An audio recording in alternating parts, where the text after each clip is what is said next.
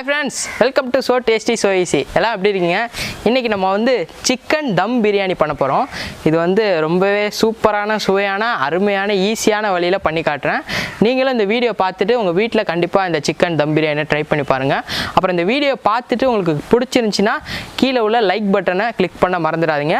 அப்படியே நம்ம சேனலை பிடிச்சிருந்துச்சுனா கீழ தெரியுற சிவப்பு கலர் subscribe பட்டனை மறக்காம கிளிக் பண்ணிக்கோங்க. அதை கிளிக் பண்ணோனே பக்கத்துல ஒரு பெல் மாதிரி தெரியும். அதையும் கிளிக் பண்ணிக்கோங்க. ஏன்னா அப்பதான் நம்ம புதுசா போற வீடியோலாம் உங்களுக்கு உடனுக்குடனே வரும், நீங்க மிஸ் பண்ணாம பார்க்கலாம். ஸோ மறக்காம சப்ஸ்கிரைப் பண்ணிருங்க. இப்போ வாங்க தம் பிரியாணி பண்ண போகலாம். முதல்ல நம்ம அடுப்பு தயார் பண்ணிக்கிறோம். அடுப்பு தயார் பண்ணிட்டு ஃப்ரெஷ்ஷான பிரியாணி மசாலா வந்து அரைக்க போகிறோம். அதுக்கு நம்ம வறுக்கணும்ல, அதுக்காண்டி அடுப்பு ரெடி பண்ணி பிரியாணி மசாலா பண்ணுவோம். இப்போ நம்ம கீழே ஒரு அட்டை வச்சுக்கிறோம். கற்பூரம் வைப்போம்.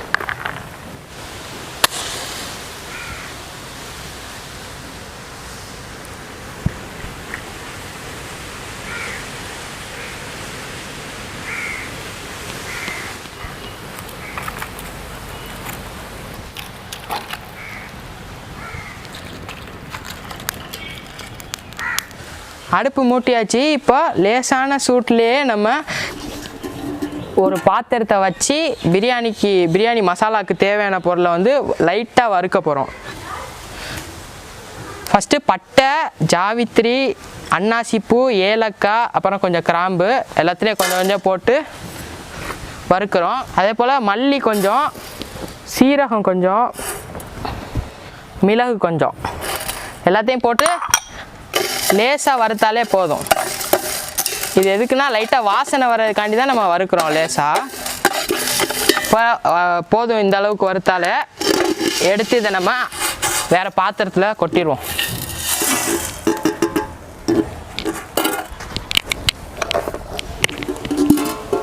இப்போ வறுத்த மசாலா வந்து ஆறட்டும். இப்போ நம்ம வந்து ஆனியனை வந்து பொரிக்க போகிறோம். ஆயில் ஊற்றிக்கலாம்.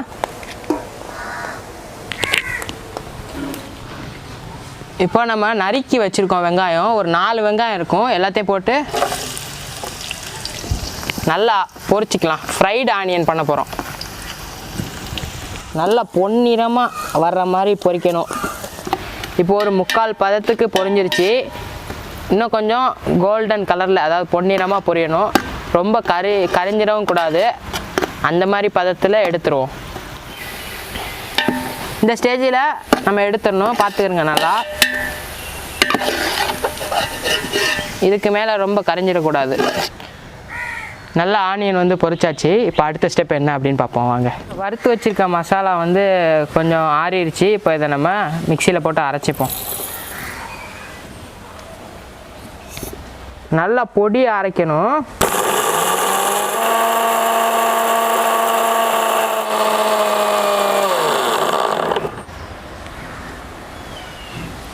நல்லா நைஸாக அரைஞ்சிருச்சு. இந்த மாதிரி அரைச்சிக்கிட்டா தான் நல்லா டேஸ்ட் அதிகமாக இருக்கும். Masala ready, super. வாசனை செமையாக இருக்குது. இந்த மாதிரி அரைச்சிக்கோங்க. மசாலா வந்து தூக்கலாக இருக்கும். அதே மாதிரி நம்ம சிக்கனை ஊற வைக்க போகிறோம். அதுக்கு ஒரு ஸ்பெஷலான மசாலா கலவை வந்து செய்ய போகிறோம். அதுக்கு என்னென்ன தேவை அப்படின்னா, தக்காளி ஒரு 3 தக்காளி எடுத்துக்கிறோம். 3 தக்காளியை வெட்டி எடுத்துருக்கேன். ஒரு 4-5 பச்சை மிளவா, அப்புறம் ஒரு 2 பெரிய வெங்காயத்தை கட் பண்ணியிருக்கு. கடைசியாக கொஞ்சம் புதினாவும் மல்லியும் சேர்க்க போகிறோம். இப்போ அதை நல்லா நம்ம அரைக்க போகிறோம்.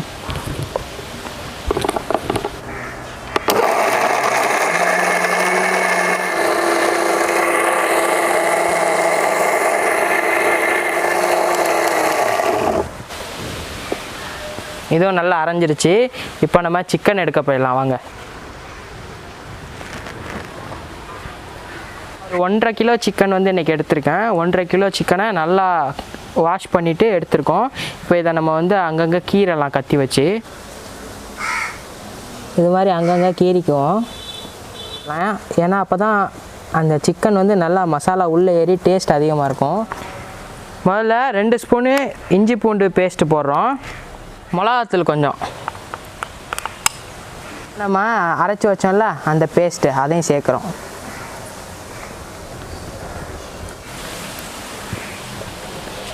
இப்போது அரைச்சி ரெடி பண்ணோம்ல பிரியாணி மசாலா அதையும் சேர்க்குறோம்.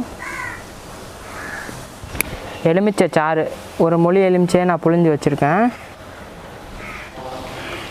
ஒரு முழு தயிர் பாக்கெட்டை ஊற்றிக்கிறோம்.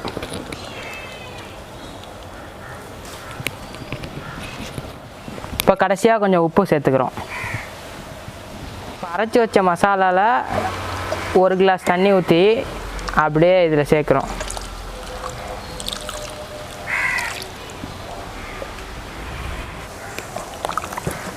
நல்லா இதை மிக்ஸ் பண்ணிக்கலாம். இப்போ இதை நல்லா மிக்ஸ் பண்ணியாச்சு. இப்போ நம்ம வறுத்து வச்சுருக்கோம்ல வெங்காயம் அதில் கொஞ்சம் சேர்த்துக்கலாம்.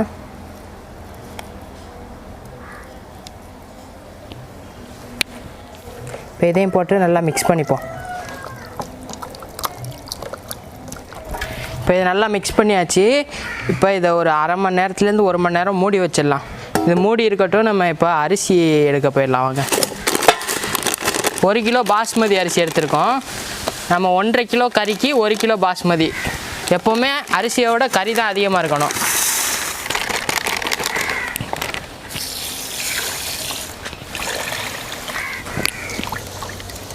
ஒரு 3 தடவை நல்லா வாஷ் பண்ணிப்போம்.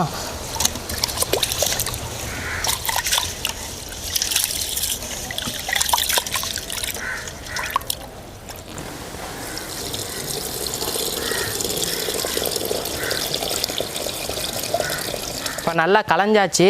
இப்போ கொஞ்சம் தண்ணி ஊற்றி ஒரு 10 நிமிஷம் ஊற வச்சிடலாம்.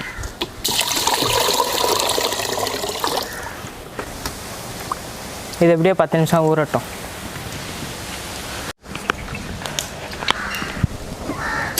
நமக்கு 2 அடுப்பு தேவைப்படுது. ஒரு அடுப்பில் வந்து ஒரு 4 லிட்டர் தண்ணிக்கிட்ட ஊற்றி கொதிக்க வைப்போம். இது வந்து அரிசி வேக வைக்கிறதுக்கு. அதனால் இது கொதிக்கட்டும். அது வந்து சிக்கன் பண்ணுறதுக்கு. இது வந்து நல்லா கொதிக்கட்டும். கொதிச்சதுக்கப்புறம் அரிசி சேர்க்கலாம். இப்போ கறி நல்லா ஊறிடுச்சு. இப்போ இதை நம்ம என்ன பண்ண போகிறோம் அப்படின்னா, ஏற்கனவே ஆனியன் ஃப்ரை பண்ணோம்ல அந்த பாத்திரத்தையே எடுத்துக்கிறோம். அதில் கொஞ்சம் ஆயில் கூட இருக்குது. அது அப்படியே இருக்கட்டும். இப்போ நம்ம ஊற வச்ச சிக்கனை அப்படியே அடுக்க போகிறோம்.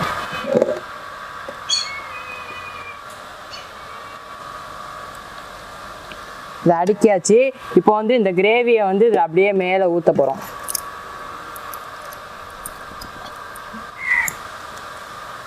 இப்போ சிக்கனை வந்து அடுக்கி கிரேவி ஊற்றியாச்சு.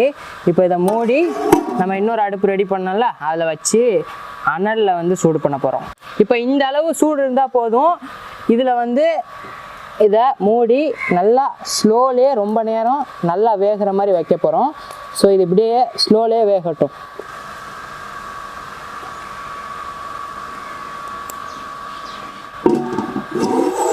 இப்போது இந்த டயத்தில் கொஞ்சம் பிரியாணி இலை, பட்டை, கிராம்பு, ஏலக்காய், கொஞ்சம் நட்சத்திர சோம்பு இது எல்லாத்தையும் வந்து போட்டுருவோம்.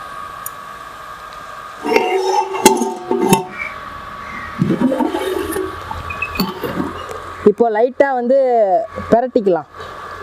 கறி நல்லா வெந்துட்டுருக்கு. ஒரு சைடு பிரட்டி போட்டால் இன்னும் நல்லா வெந்துடும். ஸோ பிரட்டிக்கலாம்.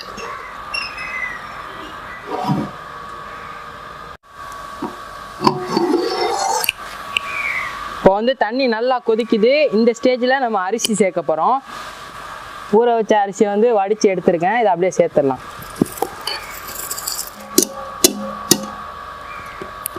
கொஞ்சம் உப்பு சேர்த்துக்கலாம்.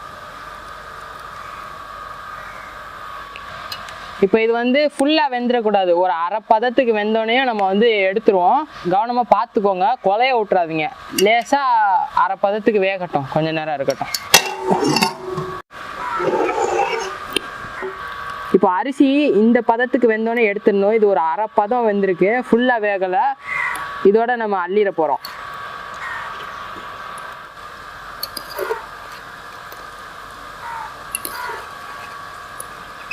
சாதம் நம்ம அள்ளிட்டோம். இப்போ அடுத்து என்ன பண்ண போகிறோம்னா சிக்கன் வெந்துருச்சான்னு பார்க்க போகிறோம். வாங்க பார்ப்போம்.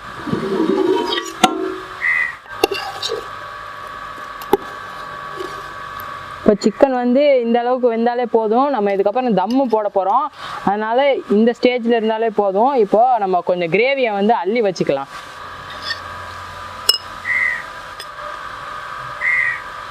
இப்போ இப்போ நம்ம இந்த அளவு கிரேவி எடுத்து வச்சுக்கிறோம். இதை வந்து அப்புறமா தம் பிரியாணி போடும்போது ஊற்றிக்கலாம்.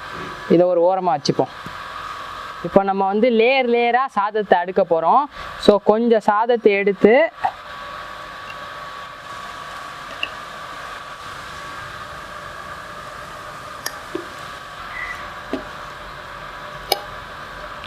இந்த மாதிரி போட்டுட்டு இப்போ என்ன பண்ண போகிறோன்னா கொஞ்சம் மல்லி புதினா சேர்த்துக்கலாம்.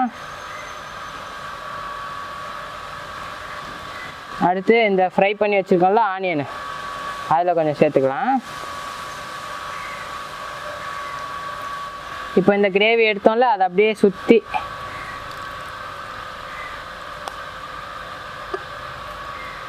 ஊற்றியாச்சு. இப்போ நம்ம மீதி ரைஸையும் ஆட் பண்ணிடுவோம்.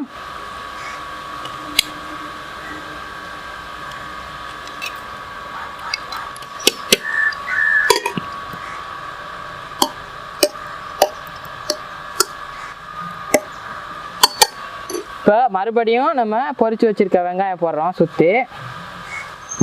இப்போ மறுபடியும் கொஞ்சம் மல்லி புதினா, நெய் சேர்க்குறோம்.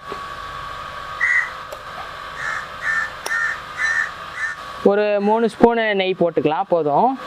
இப்போ இது வந்து குங்குமப்பூ இருக்குல்ல, அதை வந்து தண்ணியில் ஊற வச்சுருக்கேன். இது வந்து நீங்கள் வீட்டில் இருந்தால் சேர்த்துக்கலாம். ரொம்ப டேஸ்ட்டாக இருக்கும், கலர்ஃபுல்லாகவும் இருக்கும்.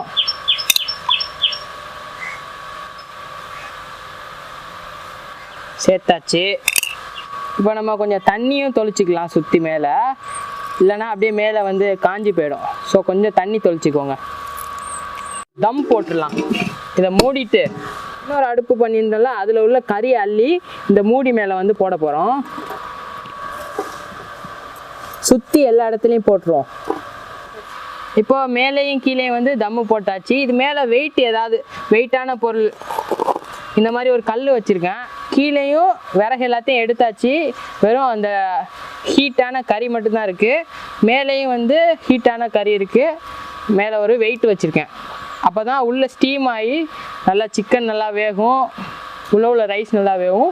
ஒரு 10லேருந்து 15 நிமிஷம் வெந்தால் செம்ம டேஸ்ட்டாக இருக்கும். 15 நிமிஷம் கழித்து எப்படி இருக்குது அப்படின்னு பார்ப்போம்.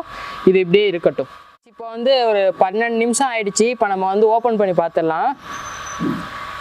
கல் எடுத்துட்டு அடாடா, இப்போ வந்து பிரியாணி ரெடி ஆயிடுச்சு. எப்படி இருக்குன்னு டேஸ்ட் பண்ணி பார்த்துருவோம். ஃபஸ்ட்டு எடுத்துக்குவோம் பிரியாணி கொஞ்சம்.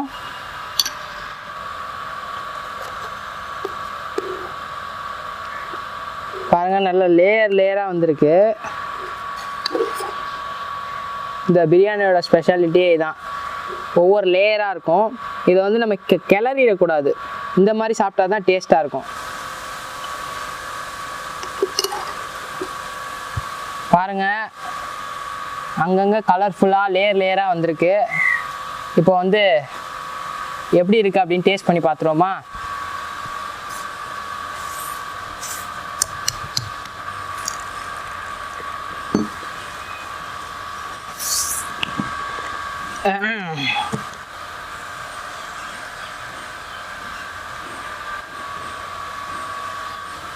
ஆனியன் ராய்த்தா கொஞ்சம் வச்சுக்கலாம். இதான் இதுக்கு பெஸ்ட்டு காம்போ. டேஸ்ட் பண்ணி பார்க்கலாம் எப்படி இருக்குன்னு.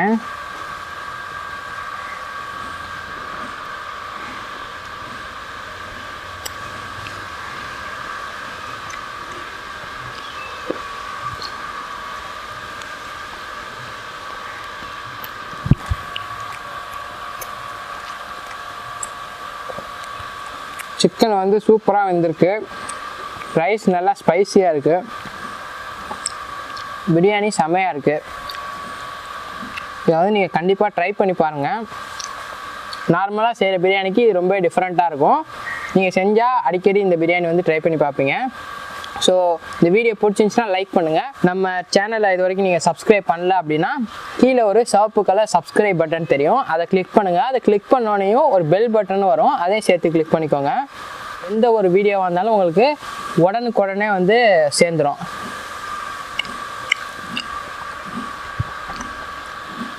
அவ்வளோதான் ஃப்ரெண்ட்ஸ், இந்த வீடியோ முடிஞ்சிச்சு. லைக் பண்ணிட்டு போங்க. பாய்.